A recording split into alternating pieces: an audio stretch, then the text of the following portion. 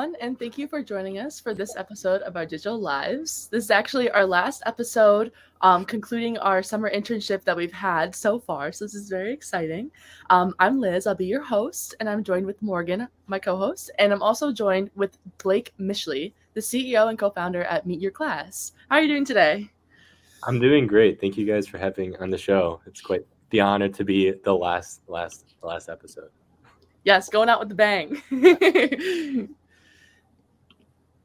Yeah, and then just before we start, I'd just like to let everyone know if you guys have any questions or any comments, feel free to put them in the chat, and we'll get on to those by the end of this episode. So yeah, go ahead, Liz. Yeah. So our first question for you, Blake, is, just tell us a little bit about yourself and, how Meet Your Class came to be and the experiences that came with it. Yeah, for sure. Pretty much the way it started is context on me. I'm a rising junior at the University of Michigan, majoring in computer science, hometown in Grand Rapids, Michigan. So when I came to college around 3 years ago, whatever the math is, came with some friends, but still wanted to find other people out there on campus, and kind of the tools that were out there when I went to college. You had very well built out platforms, but the problem with those is that no one's using it. And with a U of M with incoming class sizes of like 8,000, if there's 70 people on a website, it's not really good if you actually want to find people.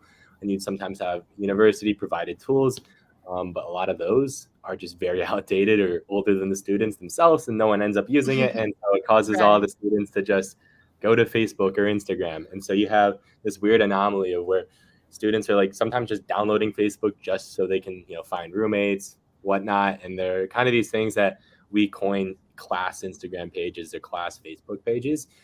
So I found my roommate through it. It worked out really well. But what initially started kind of the beginnings of Meet Your Class is that we recognized that we were generally pretty entrepreneurial. My main co-founder and I, Jonah Liss, we recognized that like there's a lot of eyeballs that go on these pages, and so we don't know what to do with them, but let's just start a few of them. We'll be able to advertise probably something we come up with. At the time, we were working on a caffeinated beverage, so hey, we can just put it for free. But then what we recognized that the true value is that we can actually use these to centralize a whole class, because that's the main problem with platforms that try to solve this issue. They see that these Instagram class pages exist, so that means there needs to be another app because they shouldn't exist on Instagram. Whereas we saw it as, hey, like let's use it as a funnel to get all the students onto our platform. So we launched in mid-September of 2022, and to date have over 180,000 account creations and over 225,000 uses of a roommate finder, and are looking forward to pretty much just partnering with universities, because that's where we see the true value in the gap in the market right now, where universities just aren't taking advantage of that 3 to 6 month period before campus where they can start building community earlier. Yeah. Go ahead. Oh, go ahead. You go ahead, Liz. Oh, okay. Just to follow up, in case anyone watching doesn't exactly know, Meet Your Class is like a company that they work, like, what's the big picture of finding your classmates?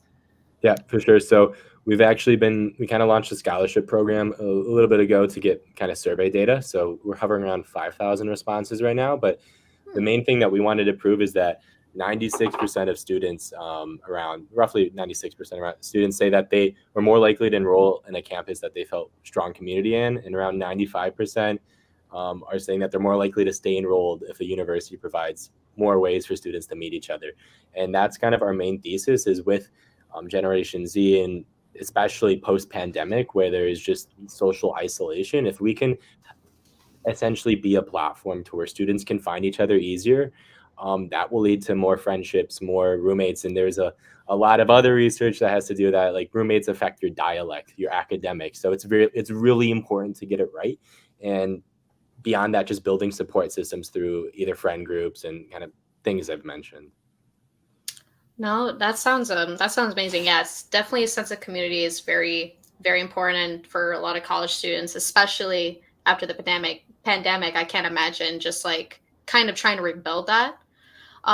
So yeah, I guess like you guys do see like a big issue trying to solve it. What other impacts would you probably say you guys accomplish, or got results from starting Meet Your Class?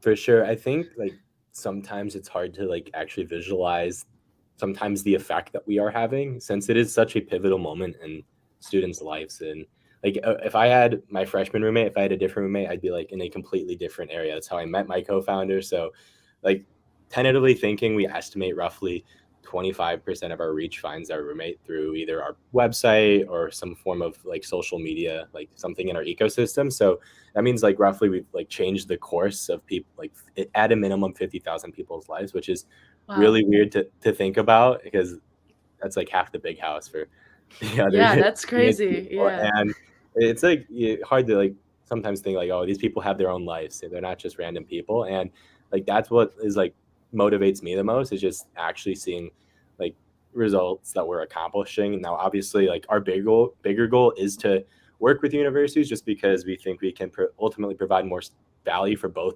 students and universities if we can be that kind of middleman for kind of taking universities' social media presences and kind of turning that into a positive thing and using it to build community. But that's like the main thing that I recognize from as kind of just like a side effect of what we are trying to accomplish. Yeah, that makes a lot of sense. And that's crazy, like 50,000 people that you guys Yeah. started this like a year ago, or it launched a year ago, right? Yeah, Like, it'll that's be a year awesome. of launch, and September 16th, I think, is when we Wow. Wow. Guess I have to have a whole party. Yeah. Yeah, we will. Yeah, awesome. The next question I have for you is about how you work with other universities, because I've seen your guys' Instagram. You guys do more than just U of M. How does that work, like getting the connections with the university and getting the students and organizing all of that? Yeah, that's particularly what we're working on right now. We are partnered officially with one university, a Midland Okay. University, a small university in Nebraska. But just to give some more context on how this whole sales cycle works for university, it's a very chicken and egg problem. Universities want to see other universities using it first, but Oh. to get that, so it's definitely a long process. And the sales cycle of how there's a budget and it needs to be approved by 30 people, like that's kind of what's caused a lot of the problems within the kind of university system, is that it just takes so long to actually get something to actually cause change, that's why no one is just incentivized to change or like kind of adapt to newer generations, which need different solutions than are previously Right. provided. So that's what we're working on. We've gotten some more conversations started, but ultimately it's just gonna, our path when it comes to working with universities is just gonna be hopefully similar to Chegg, or where they just grew to a critical mass to where they couldn't be really ignored by universities. That's kind of our tentative plan for right now. Obviously, we have had some very good discussions with universities partnering more, but it's just a very slow process, even at like our own school, University of Michigan. But hopefully we're getting some wheels turning, just because we have a lot of that external validation at this point between how much traction we've been able to accomplish. Yeah, I mean, I think it's just still impressive that you guys have like such a big following, a lot of connections, and you're only like, almost a year like launching into this. So that's still very impressive, and I know that's definitely a Yeah, long process. I Um, agree. yeah. Our next question for you is, with the rise of a bunch of social media platforms, what does Meet Your Class set apart from others in terms of fostering a sense of community among students while also promoting a higher retention rate for universities? Yeah, that's definitely very interesting. I think the Meta's launch of Thread just like proves that nothing is really defensible in this space. Like if someone Yeah. with money really wants to launch something and put you out of business, they can. Um, it doesn't look like Threads is being too successful, even though they had like 100 million user plus start. But that's kind of what I recognize like from that whole experience. I'm sure it's not the end of the war between Zuck and Musk, but I think like what ultimately has led Twitter to still be, or X, whatever we want to call it now, still be successful, is that they had such a strong brand loyalty. And at least from my kind of brief overview, is they trusted Zuck's privacy laws more so, like they just liked his product more and had stronger brand loyalty. So that's something we're just continuing to like build upon at Meet Your Class, is just how can we actually be there's a lot of bad actors in this really specific space when it comes to transitioning to college. A lot of people just try to make a quick buck off of some students that are just desperate to find their new group of friends. So that's what we're focusing on, is how can we just be that pillar for where students can ultimately fall back to and recognize that we're trying to help them instead of just take their money, pretty much. Right. This kind of goes into this next question, kind of goes into what you were saying before with how like things change and like new social media platforms start and arise. How do you envision your growth and like how like the future will be for Meet Your Class? I know you said that you're looking to get more partnerships and all of that, but is there any like new features or anything that you're looking to strengthen the college communities with? Yeah, we are pretty much rebuilding our whole website right now. So the main point of our platform last year was, when you are scrolling through 4,000 posts on Instagram, that's ultimately really inefficient. So we just built a filter system into our website, so where students could filter for extroverts, things like that. So the main focus was just on finding roommates and friends. And when you would look at kind of our engagement rates or retention rates on the website itself, they looked low, but that's just because students accomplished their goal of finding a roommate. So what we're building out right now is just a much more fleshed out approach to how we think kind of this new, if you're going to a new place and finding people, much more fleshed out actual sort of like social networking case. Instead of just solely being a roommate finder, we're wanting to build just more value, more tools, to where hopefully, as long as we just keep up our momentum on the growth side, we'll be able to retain more students on our website. We are planning to hopefully 3 to 4x the amount of universities we supported from last year. And then in addition to that, our main funnel was Instagram. Next year, we're looking to also use other funnels. We're looking at Facebook, TikTok. TikTok will be really interesting because these pages don't exist on TikTok. And I think it's because TikTok doesn't have the infrastructure built out yet, but we pretty much built out like some back-end infrastructure to support it. So again, it's kind of a test. We'll see if it like works out, but it's really just for the next year, we're really focusing on iterating the product to be as best as it can for the consumer, and just keeping on growing like our users through increasing the amount of funnels we have, and just word of mouth, hopefully, building like better sense of community like on our own website. For sure. No, that sounds like a solid plan. And yeah, I guess that's all the questions for us. But, speaking of plans, we actually have a question in the comments by the one and only Bud Gibson.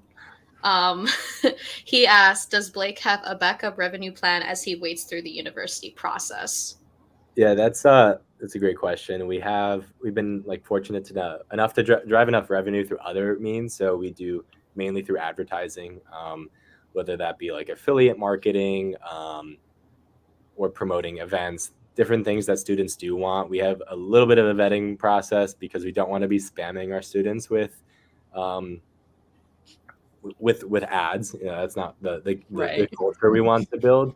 Something we have noticed just in this general industry, if you want to call it, is that there are a lot of players and they all just spam a bunch of ads, and it decreases the value of everyone's sort of ads worth, because everyone's just spamming crappy ads and no one actually like drives any traffic or meaningful traffic. We are generally able to drive higher traffic just because our communities are better run and better managed, but ultimately our goal is to hopefully offset a lot of the costs that are technically on our students to the universities, since they have bigger budgets than a typical college student. So that's what we're looking for right now. But we are fortunate enough, we are backed by Techstars, so we have a bit of funding in the bank account in addition to the revenue we've been able to drive. But the main goal is just to keep using the consumer side to fund our like other side to hopefully get to revenue from universities. Yeah, that sounds like a solid plan and a good backup as well. And just in general, I think that's a good plan. It looks like that is just the one question that we had from Bud. So I think that concludes our question. So thank you again for joining us, Blake. It was really great to hear about you and your company and about the growth of this. Like, I feel like if I was an incoming freshman and it was launched, I would definitely look for something that you guys have. So I feel like this is like something that's in demand and obviously very popular. As you guys have had 50,000 people. That is just crazy in the first year. Anyways, thank you everyone. Yeah, thanks to everyone for watching. Thank you for joining us. And don't forget to subscribe to our YouTube channel, Digital Summer Clinic, and all of our media platforms so you won't miss anything. Yes. And to everyone also watching, we thank you for embarking on our journey this summer with the Digital Summer Clinic. We hope you enjoyed our special guests such as Blake. And yeah, we'll be back shortly in the fall and onto probably something new. So anyways, thank you, Blake. Thank you, Liz. And thank you, everyone. I hope you have a great rest of your summer.